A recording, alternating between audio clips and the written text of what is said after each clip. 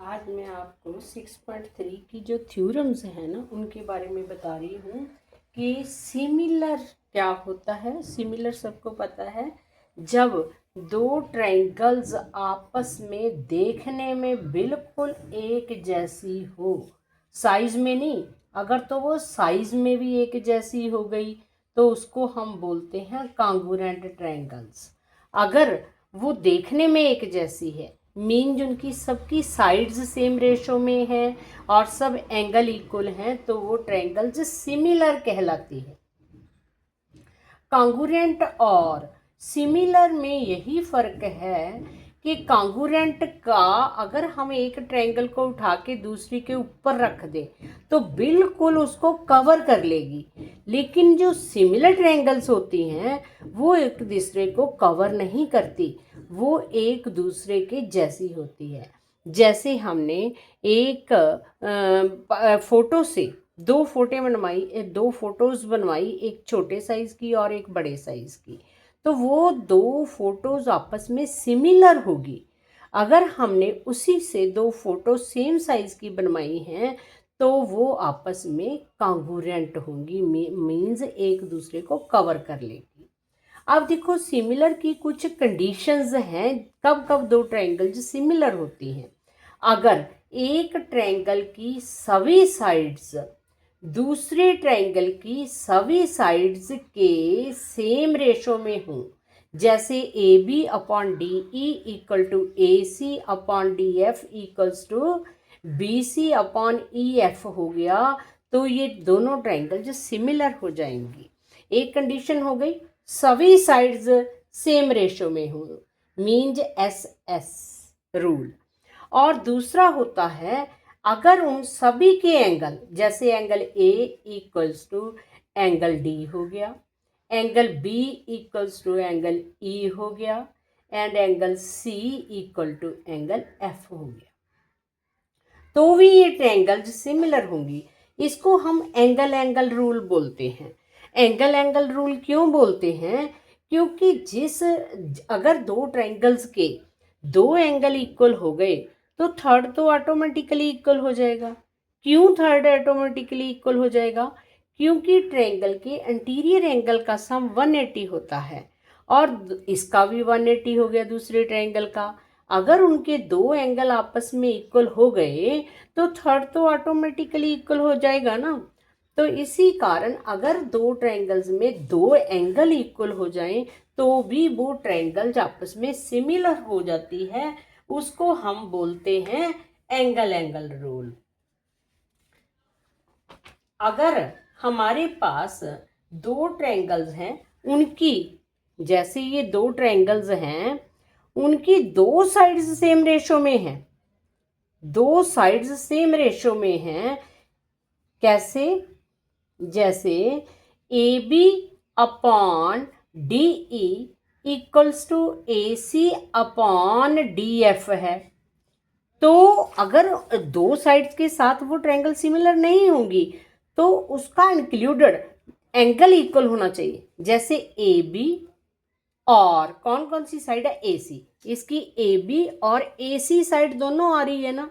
दूसरी ट्रायंगल की D E and D F, D E and D F दोनों जाके कहाँ मिल रही है? दोनों साइड्स जो डी ई और डी एफ दोनों कहाँ ज्वाइन हो रही है? डी के ऊपर।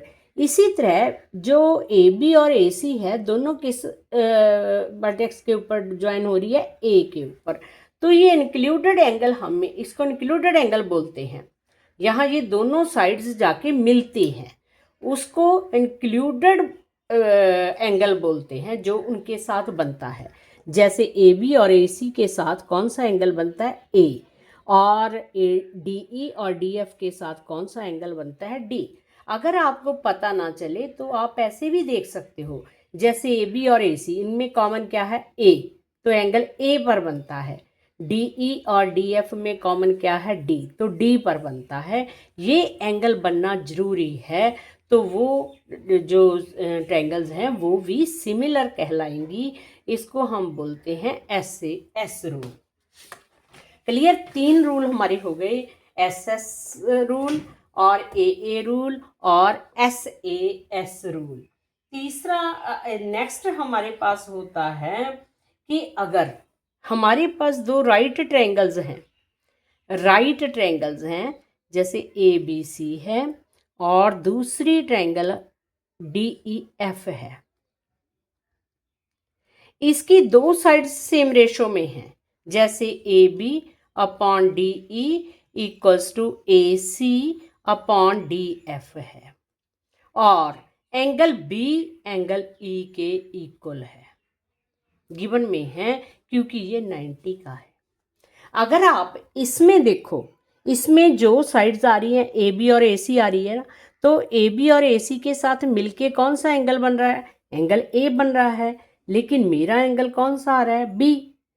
इसी प्रकार जो डी ई है और डी एफ है, इनके साथ मिलके कौन सा एंगल बन रहा है? डी। तो ये तो इक्वल नहीं है, इसमें मैंने लिखा ए। बट लेकिन ये दोनों एंगल 90 के होने के कारण ये आर, ये राइट एंगल हो गया ना, दो इसकी साइड्स इक्वल हो गई, तो आर एच एस रूल बना। आर एच एस कैसे? आर मीन्स 90 का angle, H means hypotenuse and S means side. Hypotenuse इसका कौन सा होता है? जो 90 के सामने होता है, लॉन्गेस्ट साइड।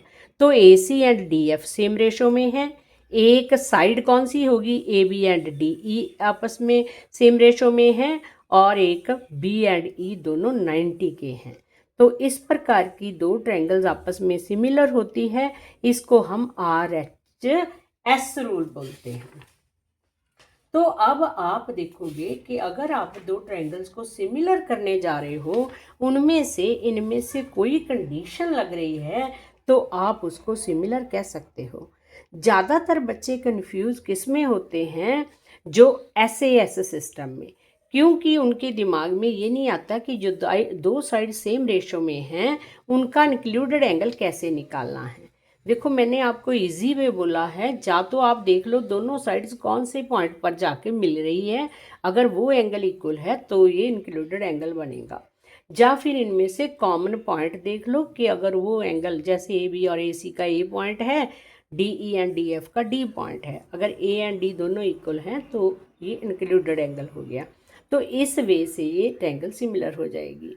एंगल में तो आपने दो एंगल करने हैं, जो मर्जी कर सकते हो। ये हो सकता है कि एक 90 के कारण इक्वल हो और एक आप और कर लो, तो भी ट्रायंगल सिमिलर हो जाएंगी। तो जैसे मैं सिमिलरिटी का भी एक रूल होता है। सिमिलरिटी का रूल कैसे होता है कि आपको सिमिलर का साइन मैं बता दूं, ऐसे होता है। जैसे ये मेरे पास एक आपकी बुक का क्वेश्चन है, जैसे इसका 5th पार्ट है बुक का, इसमें मुझे ट्रायंगल दी हुई है ए बी सी, इसका ए एंगल 80 डिग्री का है, ये 2.5 है, ये 3 है, और दूसरी मेरे पास है ट्रायंगल डी ई एफ है, इसमें ये एंगल एफ जो है 80 डिग्री का है, और ये साइड 5 है, ये साइड 6 है। क्या ये दोनों ट्रायंगल्स सिमिलर है? तो आप पहले सोचो, क्या ये सिमिलर है? देखो, मैंने कहा कि ये दोनों साइड सेम रेशो में हो गई 1 और 2, इन दोनों की रेशो सेम हो गई 1/2। तो आपके पास आया है BC upon EF equals to AB upon DF, ये आपके पास आ गया। अब देखो, इनमें से कॉमन पॉइंट कौन सा है? B। तो आपका एंगल B किसके इक्वल होना चाहिए था?